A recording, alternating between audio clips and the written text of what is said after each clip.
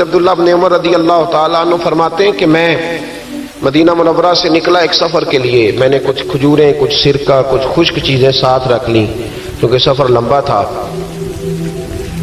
فرماتے ہیں کہ میں ابھی کچھ فاصلہ میں نے مدینے کا طے کیا تو ایک صحرا آیا.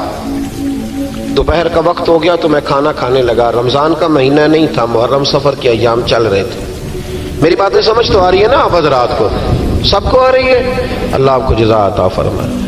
کہتے ہیں میں دوپہر کے کھانے کے لیے وہاں رکا. میں نے وہ کھجوریں نکالی، سرکہ نکالا، کھانے لگا تو ایک چرواہا بکریاں چراتا چراتا آ گیا. وہ نوجوان تھا، اس کے چہرے پر میں نے بڑی روشنی دیکھی. غریب آدمی تھا، بکریاں چراتا تھا. ہم لوگ بھی جب کھانا کھانے بیٹھتے ہیں تو کوئی آ جاتا ہے تو اس کو دعوت دیتے ہیں، بھئی آ جا تو بھی کھانا کھا لے. کہتے ہیں میں نے اسے کہا کہ میاں آ جا روٹی کھا لو. کہنے لگا نہیں، اللہ آپ کو جزا دے، میرا دل چاہتا تھا کہ کوئی میرے ساتھ کھا لے. اللہ کے بندوں کی خواہش ہوتی ہے نا کوئی مہمان مل جائے. فرماتے میں نے دوبارہ کہا بھئی آ جاؤ کھا لو. کہنے لگا نہیں حضور اللہ آپ کو جزا دے. میں نے دوبارہ تیسری دفعہ اصرار کیا، میاں تھوڑی سی کھا لے. کہنے لگا حضور اصرار نہ کریں، میں نے روزہ رکھا ہوا ہے. آج مزدور جو ہے نا ان سب نے رٹا لگا کے یہ سبق یاد کیا ہے کہ میں چونکہ محنت کرتا ہوں تو میں نہ بھی رکھوں تو خیر ہے. رمضان کے روزے بھی مزدور چھوڑ دیتے ہیں. اللہ کسی شخص پر وہ بوجھ نہیں ڈالتا جو وہ اٹھا نہ سکے.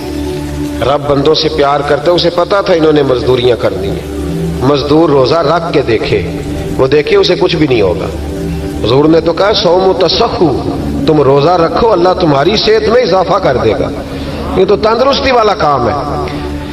کہنے لگا حضور روزہ رکھا ہوا ہے.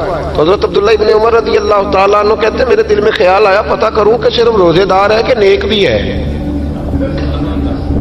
صرف روزے دار ہے کہ نیک بھی ہے، صرف نمازی ہے کہ نیک بھی ہے، صرف حاجی ہے کہ اللہ سے بھی ڈرتا ہے. ذرا دیکھوں تو صحیح، آزماؤں. آپ فرماتے میں اٹھ کے قریب گیا، کھانا میں نے کھا لیا تو بکریاں تھی اس کے پاس. 300-400 بکری چرا رہا تھا.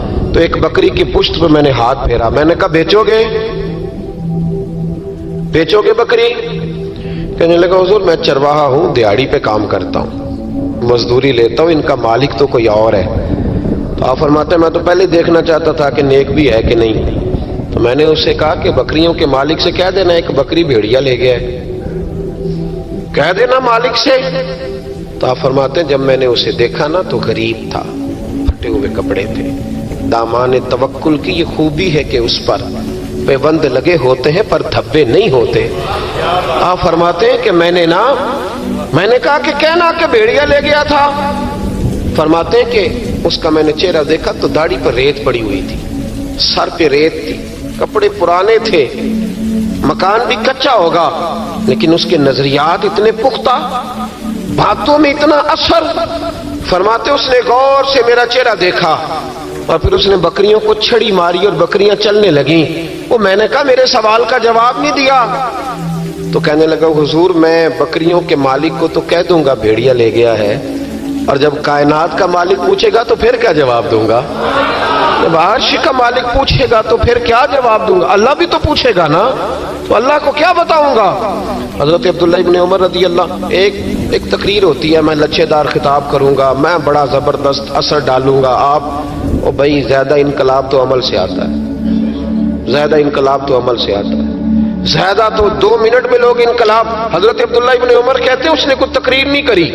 تقریر بھی اثر کرتی ہے، اس کا بھی فائدہ ہوتا ہے، یہ بھی دل صاف کر جاتی ہے، اس میں شک نہیں. لیکن جو عمل کے ساتھ تاثیر ہوتی ہے اس کا تو حسن ہی نرالا ہے. بات جو دل سے نکلتی ہے اثر رکھتی، پر نہیں طاقت پرواز مگر رکھتی ہے. تو کہتے وہ ایک جملہ اس نے کہا کہ اللہ پوچھے گا تو کیا جواب دوں گا. تو آپ فرماتے ہیں میں کانپنے لگا. حضرت عبداللہ ابن عمر، اور یہ وہ شخص ہے جن کو نبی پاک نے کہا رجل صالح. عبداللہ بن عمر نیک آدمی ہے، حضور نے کہا نیک آدمی ہے. حضرت عبداللہ ابن عمر کہتے ہیں میرے وجود کے رونگٹے کھڑے ہو گئے. میں سفر پر نہیں گیا بلکہ میں وہیں سے واپس ہو لیا اور میں سیدھا اس شخص کے میں نے مالک کا پتہ کیا کس کی بکریاں چراتا ہے. فرماتے ہیں میں نے معلومات کر کے پہلے وہ غلام خریدا، پھر وہ 400 کے لگ بھگ بکریاں خریدی، پھر میں نے اسے بلا کے وہ بکریاں تحفے میں دیں. تو مجھے کہنے لگا یہ کیا ہے؟ تو میں نے کہا تو نے قرآن نہیں پڑھا؟ اللہ سورہ طلاق میں فرماتا ہے کہ تم مجھ سے ڈر جاؤ، میں ہر مشکل سے نکلنے کا تمہیں راستہ دے دوں گا، وَيَرْزُقْهُ مِنْ حَيْثُ لَا يَحْتَسِبُ، اور تمہیں وہاں سے روزی دوں گا جہاں سے تمہارا کبھی گمان بھی نہیں گیا ہوگا۔ فرمایا تو چونکہ اللہ سے ڈرتا تھا تو یہ رب کریم نے تجھے روزی عطا فرمائی ہے، یہ بکریاں اب تیری ہیں۔ بھائی خدا را اللہ سے ڈرنا سیکھیں، رب کریم کا خوف پیدا کریں۔ آپ یقین کریں، میں پولیس کی بات نہیں کرتا، ایم این اے کی ایم پی اے کی بات نہیں کرتا، لیکن غریب بھی جب اپنی بہو کو تانا دینے پہ آتا ہے تو حوصلہ نہیں کرتا، ایک آدھ بات پہ صبر نہیں کرتا۔ غریب کے ہاتھ میں بھی جب ڈنڈا آتا ہے اور کسی غریب سے جب وہ جھگڑا کرتا ہے تو وہ بھی پھاڑ دیتا ہے سر اور توڑ دیتا ہے ہڈیاں۔ ہم بڑے سخت ہوتے ہیں۔ ذرا تھوڑی دیر سائلنٹ کر دے موبائل، اللہ آپ کو زیادہ عطا فرمائے۔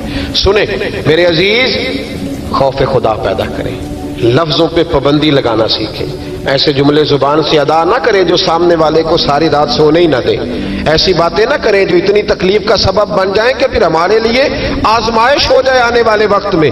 میرے نبی پاک علیہ الصلوۃ والسلام نے ہمیں خوف خدا کا راستہ دکھایا، ہمیں بتلایا ہے پاک صاف زندگی گزارنا چاہتے ہو تو اب سے رب سے ڈرو۔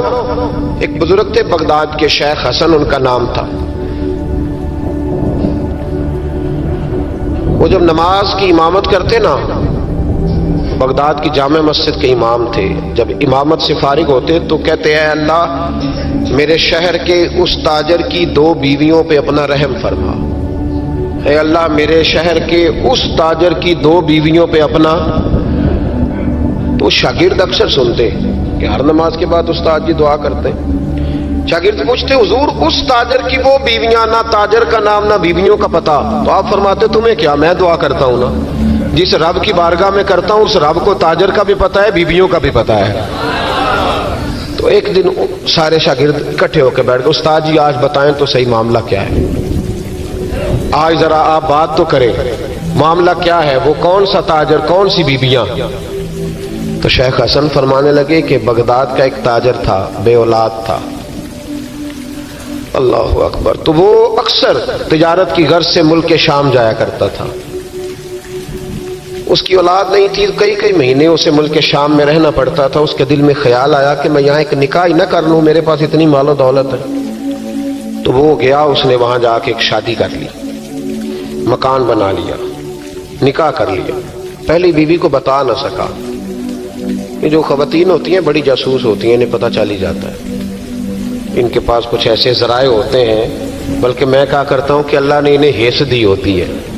یہ وہ جب مشین بنی تھی نا جھوٹ پکڑنے والی، تو اس وقت ایک بڑے دانشور نے کہا تھا، اس نے کہا تھا یہ غلط کیا گورنمنٹ نے مشین بنائی ہے جھوٹ پکڑنے، خاوند کا جھوٹ پکڑنا تھا تو اس کی بیوی سے بات کر لیتے، وہ فٹافٹ پکڑ لیتی ہے، اس کو پتہ ہوتا ہے کہ معاملہ کیا ہے، خاوند کو بھی پتہ ہوتا ہے۔ اور یہ محبت کا رشتہ ہے نا، اس میں نبی پاک صلی اللہ علیہ وسلم نے حضرت عائشہ صدیقہ رضی اللہ تعالیٰ عنہ سے کہا تھا کہ جب تم مجھ سے راضی ہوتی ہے تب بھی مجھے پتہ چل جاتا ہے، اور جب ذرا تیری توجہ اس طرف نہیں ہوتی تب بھی مجھے پتہ چل جاتا ہے۔ یا رسول اللہ کیسے؟ تو حضور فرمانے لگے جب تم مجھ سے راضی ہوتی ہے تو کہتی ہے مجھے رب محمد کی قسم ہو صلی اللہ علیہ، اور جب کسی بات میں تیری توجہ بٹی ہوتی ہے تو کہتی ہے مجھے رب ابراہیم کی قسم ہو۔ تو حضرت عائشہ صدیقہ مسکرا پڑی، کہنے لگی یا رسول اللہ اللہ نے آپ کو بڑا علم عطا فرمایا ہے، وہ تو سارا پتہ چل جاتا ہے۔ تو بیوی پتہ کر لیتی ہے، اسے خبر ہوتی ہے۔ ایسے بھی یہ لباس ہے مرد کا، مرد اس کا لباس ہے، دونوں ہی جانتے ہیں، کمزوریاں بھی خوبیاں بھی۔ تو وہ جب اس دفعہ تاجر آیا نا، ایک دفعہ ملک شام سے نکاح کے بعد، تو بیوی محسوس کرنے لگی کہ بدلے بدلے سے میری سرکار نظر آتے ہیں، نہ تو کپڑے دھلنے والے ہیں، نہ اس طرح اس کی طبیعت ہے، کوئی معاملہ ہے۔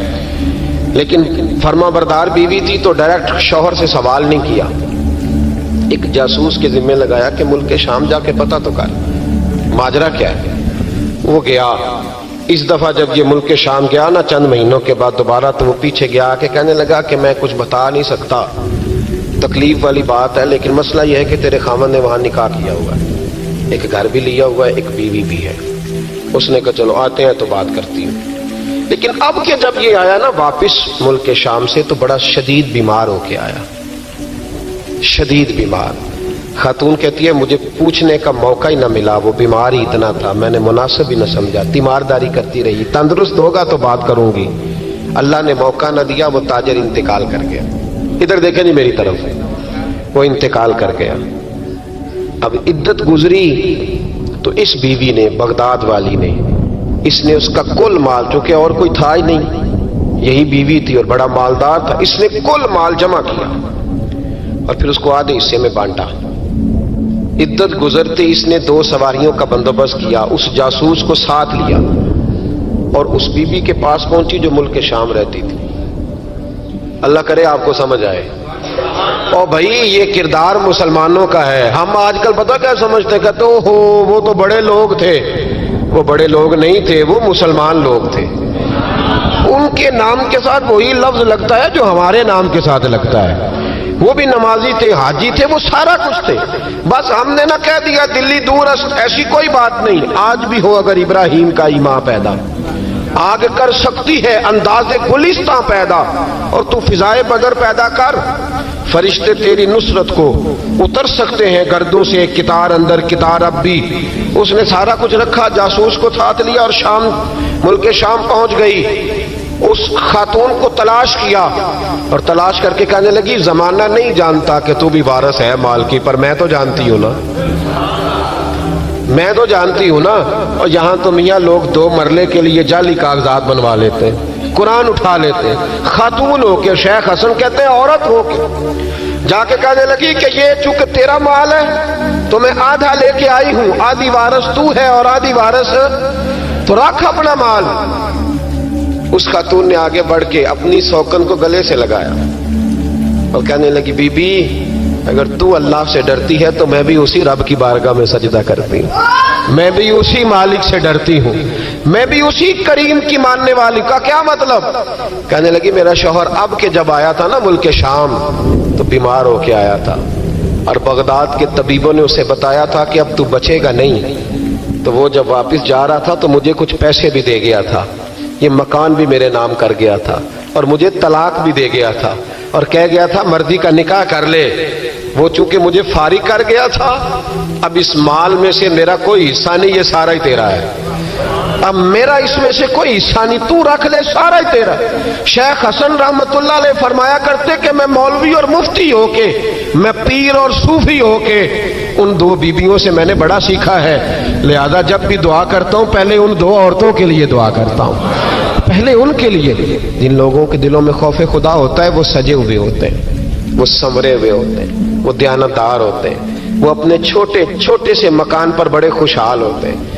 उनकी नजरें अगर कभी जाती हैं तो खुदा की रहमत पर, किसी की जेबों पर उनकी नजरें कभी नहीं जाती। वो मेरे भाई लुकमा हराम आ जाए तो रात उन्हें नींद नहीं आती। वो लोग थोड़ी सी आमेज़श भी अपने बच्चों को खिलाना जुर्म समझते। आज हर घर से चीखने की आवाज आती है, हर एक को डरावने ख्वाब आते हैं, हर आदमी सहमा और सिमटा हुआ रहता है। एक साहब मुझसे कहने लगे पीर साहब मेरे घर के कोने से चीखने की आवाज आती है, बड़े पीरों को दिखाया है फर्क नहीं पड़ता, आप भी चलिए। तो मैंने कहा यार मैं तो आमल शामिल नहीं हूँ, लंबा चौड़ा तवीज़ धागा मुझे तो नहीं आता। हाँ हदीस मुबारका में जो वज़ाइफ बताए गए हैं तुम्हें बता देता हूँ, उसको पढ़ लो। कहने लगे नहीं जी नहीं, बड़े लोगों को दिखाया है फर्क नहीं पड़ता। तो मैंने कहा हो सकता है फिर जिन ना ही हो वहां पे। कहने लगे आपका क्या ख्याल है? तो मैंने कहा अगर किसी यतीम का माल घर के किसी कोने में लग जाए तो फिर चीखने की आवाजें बंद नहीं होती, वो फिर हमेशा आती, फिर घर से खौफ आता है। और अगर किसी के पैसे दबा के आदमी रात को सोए फिर उसे डरावने ख्वाब आते, फिर अल्लाह उसे तंबीह करता है। फिर वो तावीज़ों वाला मसला नहीं, वो तौबा वाला मसला, वो इस्तिग़फ़ार वाला मसला, वो अल्लाह से डरने वाला मामला है। रब करीम का खौफ, अल्लाह का डर, ये इंसान को सजाएगा, ये संवारेगा। हम मुसलमान हैं। हर दूसरा लफ्ज हमारा ये होता है कि हमारा रब हमें देख रहा है। हर दूसरा लफ्ज ये होता है कि मर जाना है, वक्त आने वाला है। हर दूसरा जुमला ये होता है कि क़यामत में अल्लाह हिसाब किताब करेगा। तो भाई जब हर दूसरे फिक्रे पे ये बात बोलते हो तो फिर बदलना कब है? फिर सच कब बोलना है? फिर दयानतदारी कब करनी है? अगर ये पाक कह के मर जाना है, कन्फर्म है, फिर उसकी तैयारी कब करनी है? फिर उसके लिए प्रोग्राम कब बनाना है? जिस आदमी ने एक हफ्ता बाद उम्रे पे जाना है वो टिकट आज कराएगा या अभी कराएगा? शाम को जाना हो तो हफ्ता पहले कराएगा ना। तो ये किस तरह का जाने वाला है जो कहता है उस वक्त तैयारी करूंगा जब पक्का पता चल जाएगा कि शाम को मर जाना है। अल्लाह का खौफ हमें सजाएगा, हमें संवारेगा। जिंदगी में बड़ी बहारें हमने देख ली, बड़े रंग देख लिए, बड़े लोगों को अपने हाथों से दफन किया, बड़ी बातें हमें आती हैं, बड़ी कहावतें हम जानते हैं। किसी को 30 साल हो गया उलमा की तकरीरें सुनते, किसी को 40 साल बीत गए खिताब सुनते, किसी को 15 साल हो गए बात सुनते। तो बदलना कब है? अब उस बात पे अमल कब करना है? क्या तकरीरें सुनना एक रस्म का नाम है? क्या ये महफिल इसलिए सजाई जाती हैं कि जरा पोस्टर शाया हो जाए, मौलाना की फोटो आ जाए? क्या इसलिए ये सारे काम किए जाते? तब्दीली कब आए? कब हम अपने जहन को बदलेंगे? कब हम तैयार होंगे कि बस भाई अब खत्म दुनिया की दौड़ से बाहर, अब मस्जिद में कब आए? किस वक्त वो वक्त आएगा जब जुमे वाले दिन लोग पर्चियां डालेंगे कि आज मस्जिद की सफाई मैंने करनी, आज मस्जिद में झाड़ू? वो वक्त कब आएगा जब नबी पाक सल्लल्लाहु अलैहि वसल्लम ने कहा था कि तुम्हें पहली रकत, इधर देखो मेरी तरफ, क्या माज़ अल्लाह ताला हम इन बातों का भी इस कान से सुन के सारी जिंदगी दूसरे कान से निकालते रहेंगे? क्या रसूल पाक अलैहिस्सलाम से हमारा इस तरह का रिश्ता है कि बात सुनी और टाल दी? क्या इसी तरह जिंदगी गुजारेंगे? वो वक्त कब आएगा जब नबी पाक अलैहिस्सलाम ने फरमाया था कि अगर तुम्हें पहली सफ के सवाब का पता चले तो तुम कुरानदाजी करो?